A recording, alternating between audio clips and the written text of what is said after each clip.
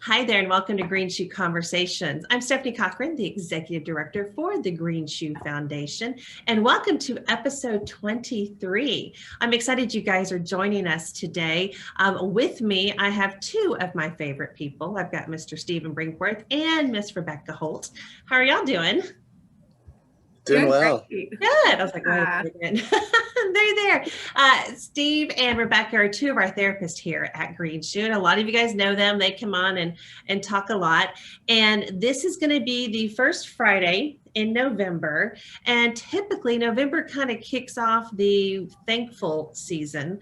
I know there's some debate this year whether or not people are jumping straight to the Christmas decorations, but no, we're going to stop. And actually have November.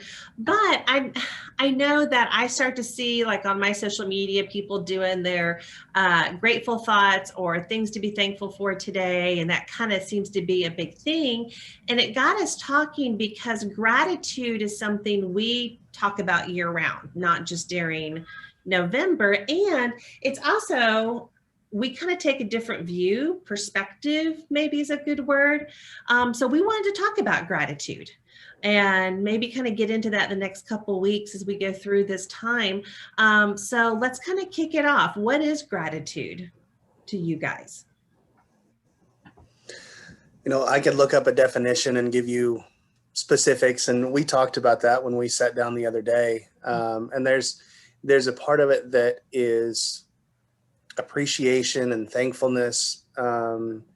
In some ways, there is an aspect with gratitude of a reciprocity that I'm acknowledging and in some ways giving back. I'm not just taking from an environment. And what comes up for me with that is, you know, it's beautiful weather out right now. We had an ice storm last week, and this week is gorgeous outside. And so in extending a little gratitude today, I stood outside, and instead of just noticing how beautiful it was and saying, you know, I'm grateful that today is beautiful, to actually stand still for a moment and to just be present in that, and to recognize the gifts that gives to me as well, to help recharge my batteries and connect on a deeper level. So that gratitude in some ways is appreciation and thankfulness, but it's an active involvement in it. Yeah, I love that you said that, Steve, because I think what came up for me when I think of gratitude is honoring a person or a feeling or thought. And, you know, when we honor someone or, again, a thing, you know, it's respecting them, it's honoring them for who they are. And I love that because you can say thank you. But, you know, I think whenever you say, I have gratitude for this, there's an action with it, on a deeper level. I hear you guys use some specific verbiage. Steve, you talk about extending gratitude, you know, and Rebecca, that honoring, which kind of takes, you know, when I hear you guys talk about that and use that, for me, it expands what gratitude is. It's not just being thankful, you know, like thanks for bringing me this or thanks for taking care of that, but it's a much bigger both, you know, emotion and thought process. And I like the idea of I'm a participant in it, you know, with that gratitude, because I want to take this time too and honor where we are. We are still in a global pandemic, you know, and that is still a very real thing for all of us. And that gratitude for me is wrapped up in that, where I am, you know, both with work and with personal life and all of that. And so, you know, to take a minute, and I think this is something that is different. Things that may seem odd to be grateful for. I am grateful for the pandemic. There has been things that, you know, part of that I am grateful for. And I know that sounds odd. No, you know, Stephanie, as you were talking about that, so I know we've recently had an ice storm here in Oklahoma City.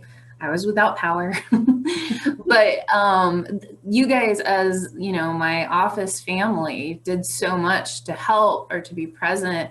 And I was thinking Steve had made some soup for me and my husband, which But I mean, just the act of eating that soup and the gratitude I had, it wasn't, Steve, thanks for making me dinner. It was, thank you. I mean, it was a deep appreciation for what you did. And so I think that, there's times whenever things are, I don't have any power and someone makes you soup, the level of gratitude that you have. And so that's an interesting way to look at it too,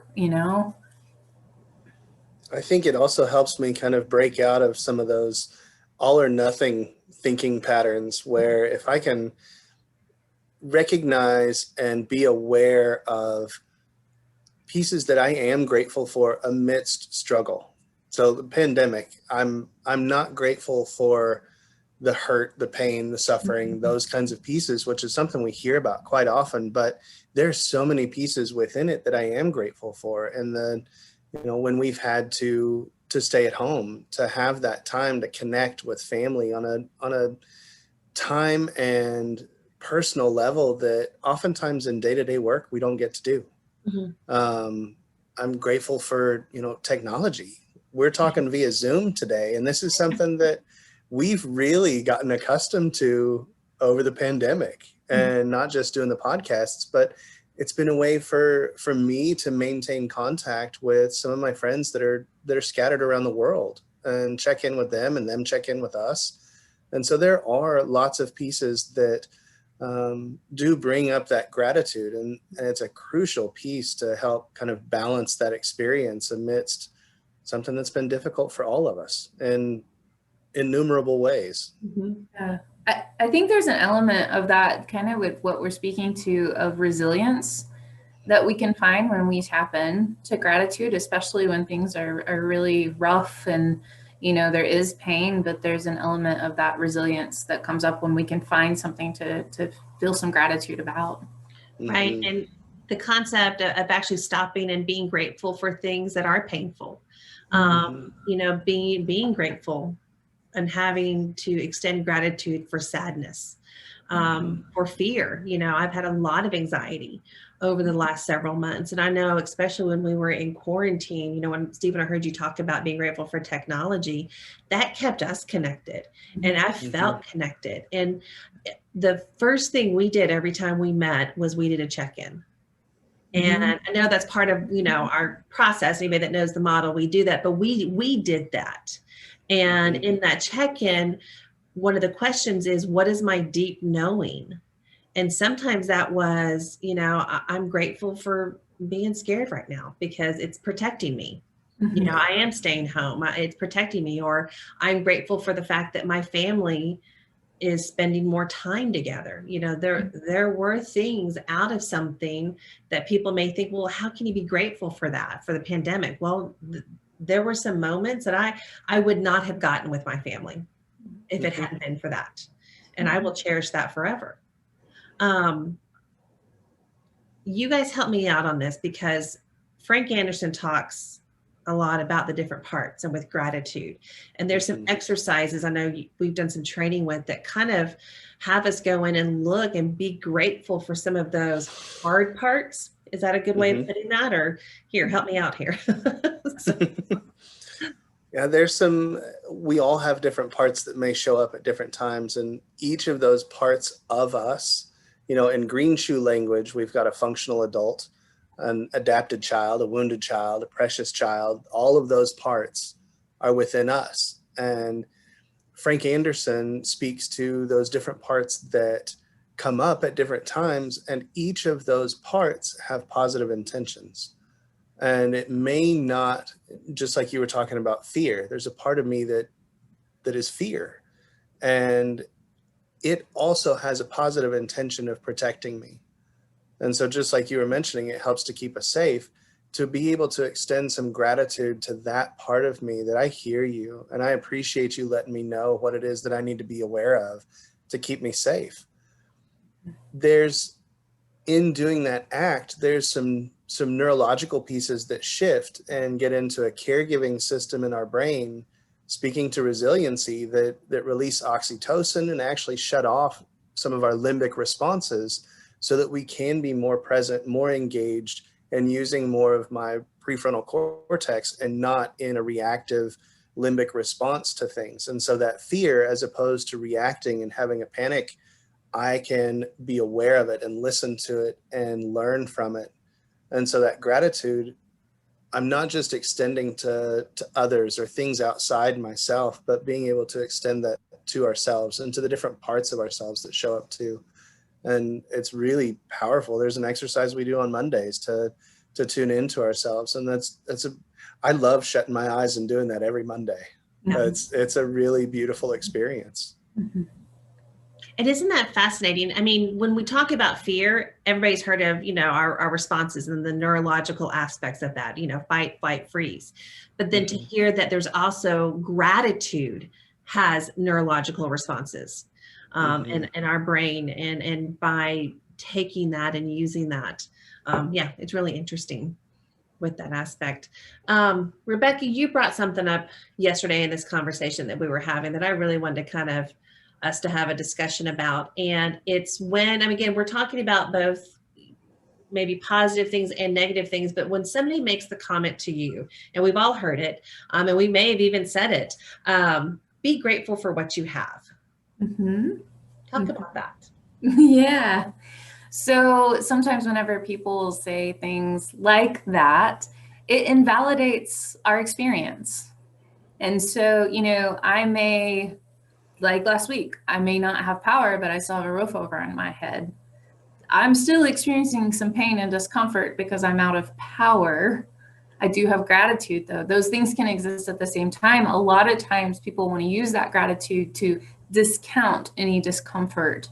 It's kind of like when we were growing up, and it's like you don't want to eat the food that's in front of you, and mom's like, there's kids starving somewhere. I mean, it doesn't make you more hungry when you think about kids starving somewhere. Right. You still are full and you don't want to eat anymore. And so there has to be a balance, I think, sometimes with gratitude, because we can try to gratitude pain away, and that is not the point of gratitude. It can exist with pain. Those things can exist at the same time. And I like that, because the gratitude doesn't negate the pain and make it all happy and rainbows and unicorn. No, be when you're grateful for the pain, you're still experiencing it, but you're allowing yourself to do that. And I know those messages we get growing up, sometimes they are, just be grateful for what you have, because there are people who don't have that. And we get the message that, well, then I can't be scared, or I can't be in pain because, I'm not allowed to. Yeah. Or maybe I should feel shame because I'm in pain, or I'm uncomfortable right now, or, this is what I want for myself. Right. Mm-hmm. Right. So we want to continue this conversation into next week. And Steve, you kind of teased a little bit. Teresa's going to join us. And I really do want to get into helping people find their purpose of gratitude and going through maybe doing some of these actual exercises. But I think what I would like to do is challenge everybody who's listening this week in thinking about gratitude and thinking about your different parts and how you look at gratitude, and then come in with that, or send us your questions or your ideas. And then that way, maybe next week we can really delve into the purpose of gratitude and how, and some of those exercises and meditations that we do. Mm-hmm. With that. Can I ask you guys to do something totally cliche for this time of the month, or the time of the year? What are you grateful for? No, I think that's great. And you're going to be hearing from us on what we're grateful for. We've all kind of put together statements, and I know those are going to be going out on social media because, again, it is important. And there's a lot of things that I'm grateful for. I think one of the biggest messages I want to make sure people get out is be grateful all year. You don't have to just, it's November, so let me stop and do my daily thankfulness. But yeah, I do. I want to know what people are grateful for.